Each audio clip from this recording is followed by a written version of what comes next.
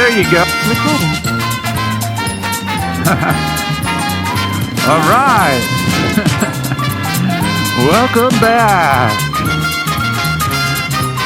Yep, we're doing this intro from now on when I'm editing these videos. Come on down to Dewey's Garage. Oh man, make sure and get your stunners spayed or neutered. Oh man. All right. We're not on my DRZ this time. We're on Derek's bike. Oh man. All right, what did we do, Dewey? Well, we did a few things, but this is going to serve as our knockoff FCR, or imitation, if you will, FCR 39. 1 year plus, over a year review update. But I had this bike and I was doing a few tweaks on it for Derek. And this is a 22 DRZ 400 SM. You might notice that this is the same bike that we did the kickstart on. I think we did a free power mod on it a long time ago. We did the E-cams on this bike. But I did a set of tires. I put a new set of GPR 300s on it. And I'm just out here at my spot breaking these tires in. And I wanted to do a little talking about this as a follow-up and the sustainability for this carburetor. We know a little bit more about it because we did some tuning and tweaking on it. I did a little rear brake adjustment on it. Derek had moved his and it made it really, really sloppy. Recently we did a tall seat concept seat on this, so that's a big improvement. So I'm just kind of stalling a little bit on this, but it's a little sandy out here, but I don't like to go out on a set of tires without scrubbing them a little bit. And this might be a relatively short video because it's 105 degrees out here. I actually took a little bit of a nap before I went out on this because I've been watering the garden and doing all this stuff, just trying to stall a little bit, and that probably wasn't the best thing to do. But anyways, I'm not on the Dewey's Garage stroker big bore, so yeah, I like this. Oh, it takes a little bit more effort.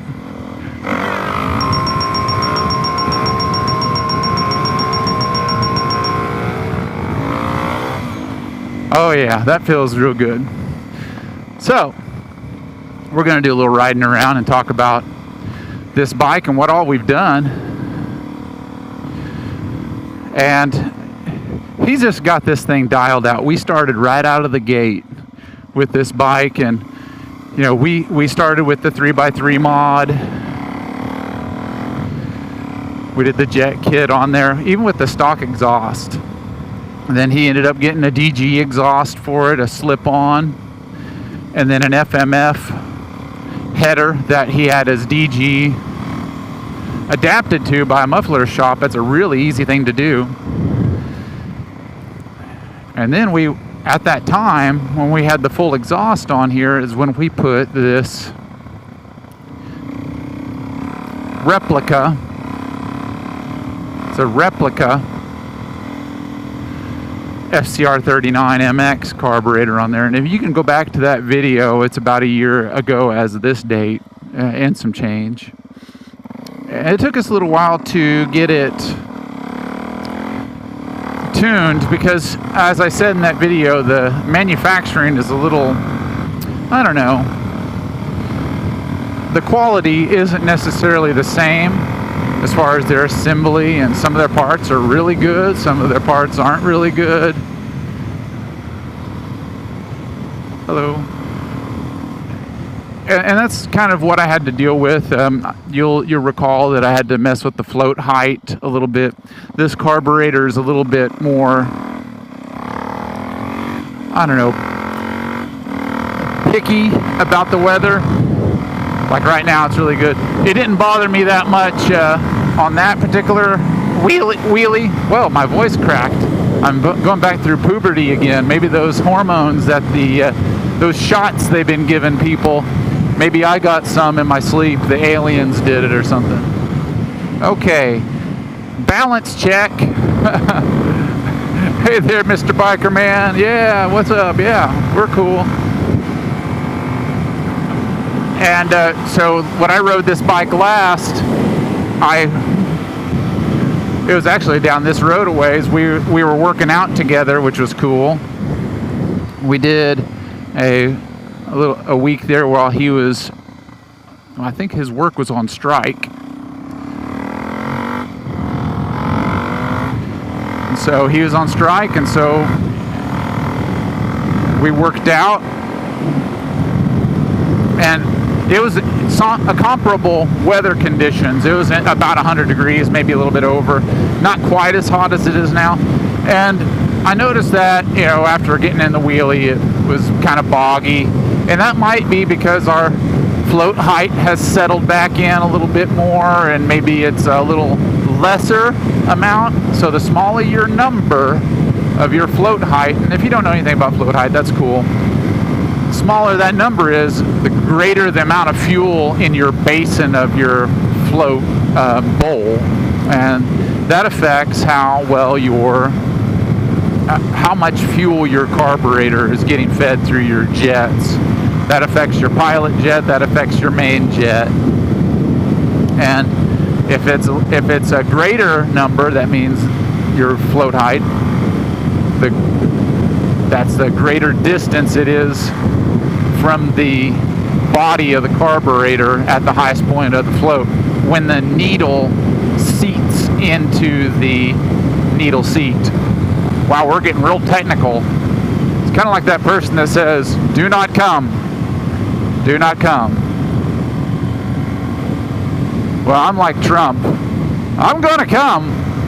Oh yeah, I'm gonna come. All right. Wait a minute.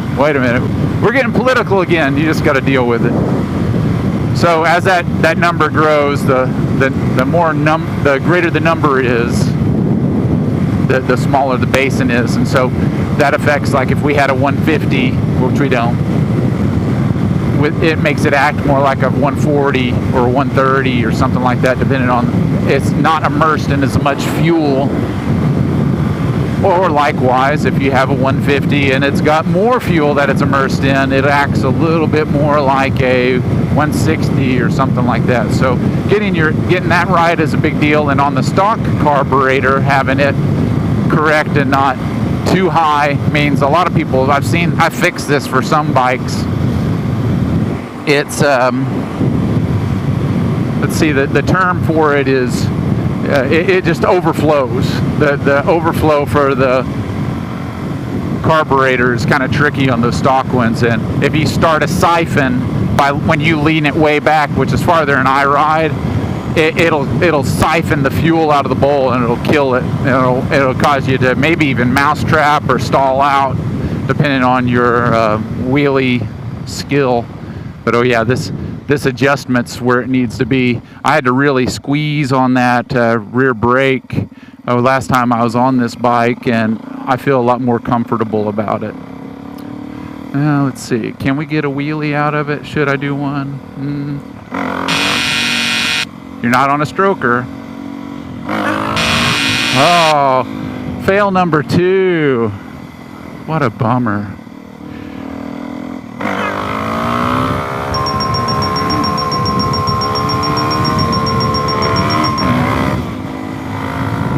Not my bike. I better be nice. So 2 fails and then 1 somewhat of a victory. So this has the E-model cams in it, and it makes these things have kind of like a power band, similar to, or not as aggressive, or just different. We'll just say different than the Stage 2 cams.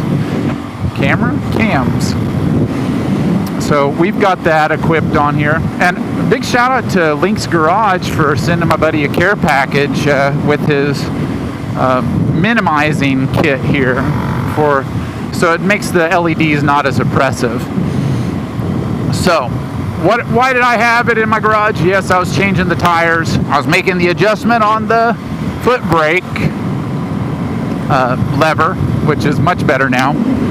And what else were we doing? We did an oil change. We did an oil change on this bike.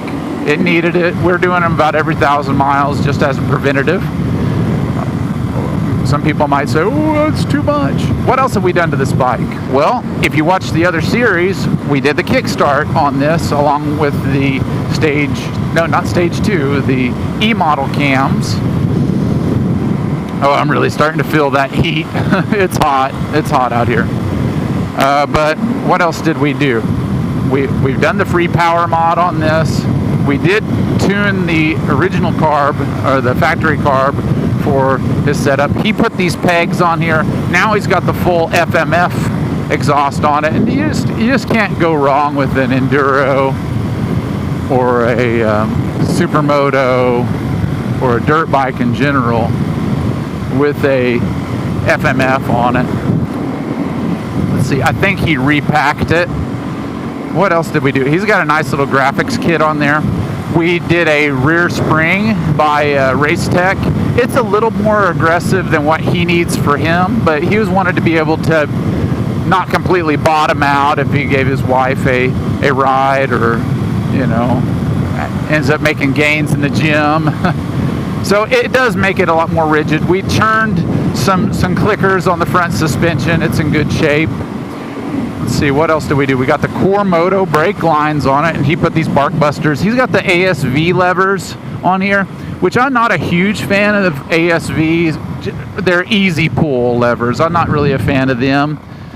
If you're going to do an easy pull lever, you should just go with the RSC.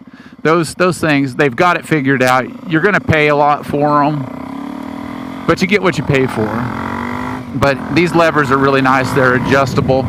Things that I would like better about them is if they were breakaway, or if they would pivot up like my cheap Chinese ones do. Oh, thought they were a cop, but they're just the person that has a little bar on there. He's got these mirrors, these under the bar mirrors. They're not as functional as the stock ones, but they're way cooler. He's got an aftermarket front fender on this, which is kind of a little more streamlined. And obviously his swag, his thrill seekers pouch here. And like I said in the interim here, we did a tall foam with the seat concepts. And I apologize, the heat is kind of messing with me. The foam replacement kit on his stock seat. He did have a gripper seat on it, but fatigue is a factor on that. And this has like a grippier material than my seat concepts.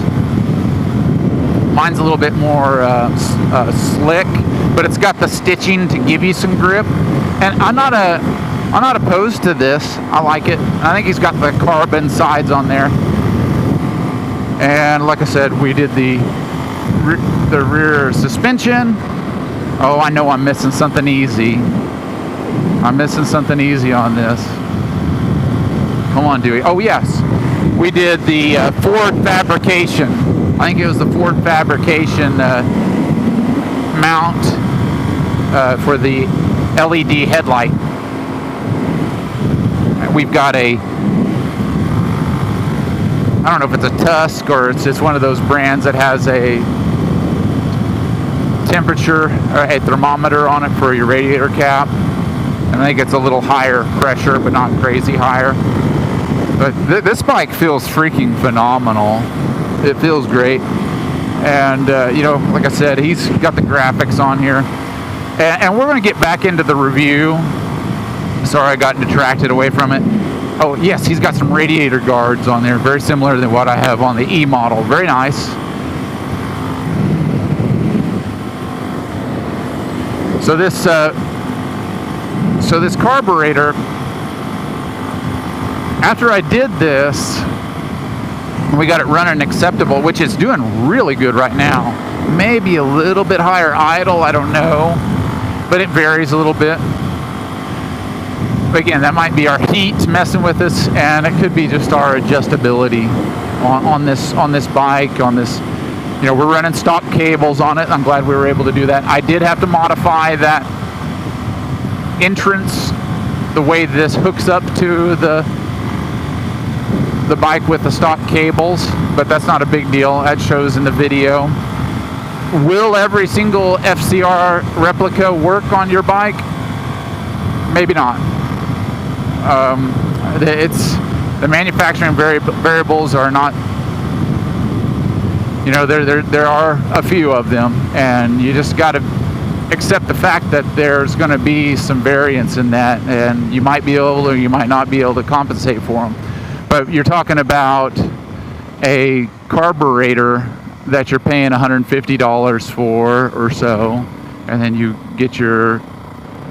I'm going to flip my helmet, my visor up. It's going to affect our quality of sound, but I'm sorry. I have to have some more airflow. It's 105 degrees out here. Not complaining because it's a drier heat, so I'm sweating. We got a train coming. We're going to turn around and go back. We're going to turn around and go back. So you definitely get what you pay for with the FCR, the authentic one. And you know, if you're going to get one, get a brand new one. Get an authentic one. You know, if you happen to have a used one that's been sitting a long time, you know, you might be able to get lucky in it. You know, the FCR 39 slant is an upgrade, but how much of an upgrade? It just depends on how crusty it is. And, you know, there's the mid-body gasket, and you got to worry about screws, machine screws or bolts, whatever you want to call them, that are steel going into an aluminum body. And this is a cast aluminum body. And oh, thank you for dumping your soil onto the roadway. So considerate. Again, I'm not Snowcat. I don't even know if he makes videos anymore. But I had a friend recently who had to worked with a slant he was trying to refurbish. He got a deal on it, but it turned out not to be a deal because he wasn't able to use it. He drilled out his bolts because they were seized in there, and he ended up drilling into the body of the carburetor. Really unfortunate, but he's going to get an FCR 39 MX rather than the slant, and it will be more of an upgrade than the slant would be. But he's got a stroker big bore, and I helped him kind of with his build. We've been running into some wind noise issues as I'm going down the road, and I'm making sure that my flap is moved, and I think also I moved my microphone, so hopefully that's better. But if not, thank you for tolerating it. I really appreciate my loyal people that watch my videos. Let's see, what else we're going to talk about. So digging into those carburetors is kind of a hassle. I would definitely, if you did go and try, if you're someone that knows about these cheap carburetors, you go and check and set your float height, put the JD jet kit for the FCR 39 MX in it, because these are basically our mirror for those carbs, and with a little bit of variance there, but they're the same body. They're a copy. But I can't emphasize enough to make sure that float height is 9 millimeters, like the Pew Pew, 9 millimeters. So, what else are we going to talk about on this bike? In this carburetor, the adjustment for the accelerator pump is rather minimum. So you might have to play with that a little bit. make sure and do the O-ring or safety wire mod on it. And it's a very big carburetor. You got to get it fit on here. I bypassed the hot start on this, but other than that, I mean, it's working great. Derek told me that, and I noticed it too because I rode the bike in all those stages. It makes me frown a lot less than a stock DRZ with a stock carburetor when I get on this bike. The cams do help, but that 3 or so millimeters larger of orifice feeding this, and obviously the accelerator pump makes a big difference on how this bike reacts to throttle inputs. It's not the same bike. To recap, what can we recap with? Know what you're doing. You got to know what you're doing if you're going to put one of those carburetors on there. You still have to know what you're doing if you're going to put an FCR 39 MX carb on your bike, but they're a little bit more plug and play, I'll say that.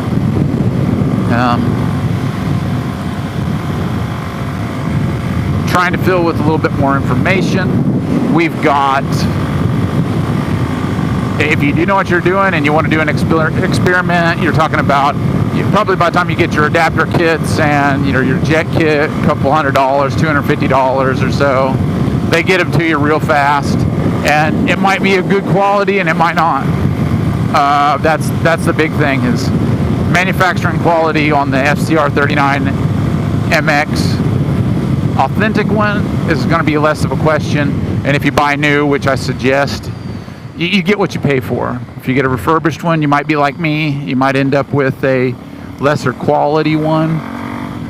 Like I did, my accelerator pump was clogged, and it was supposed to have been refurbished, and the guy was, I think he was overworked, and I had to get pretty firm with him, and he didn't respond to that firmness very well, but I'm an alpha, and I had to put him in his place. And so I replaced it with an authentic brand new one. I ended up setting on quite a bit of money until he reimbursed me, and I had to have him force reimburse me.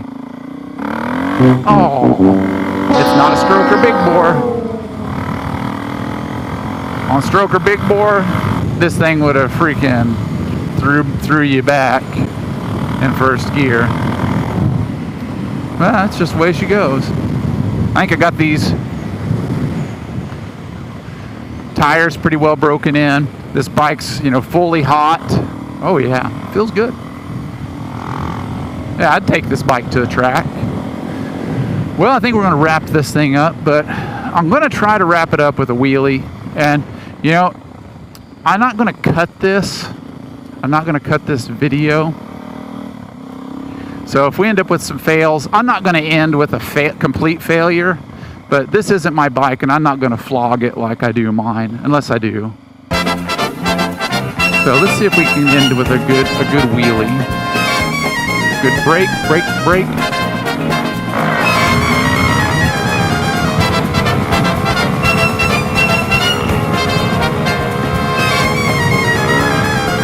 There we go. So it coughed a little bit because I sustained that for a decent amount of time, and that was a little higher RPMs.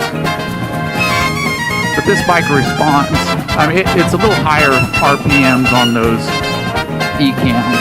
But, wait a minute. All right. Yeah, that's right. Gotta have the outro music. Oh man, should I do a bonus wheelie? Oh, maybe I should. Maybe I should do a bonus wheelie for you guys. All right, reminding you to get your stunners spayed or neutered. Dewey's Garage, signing out.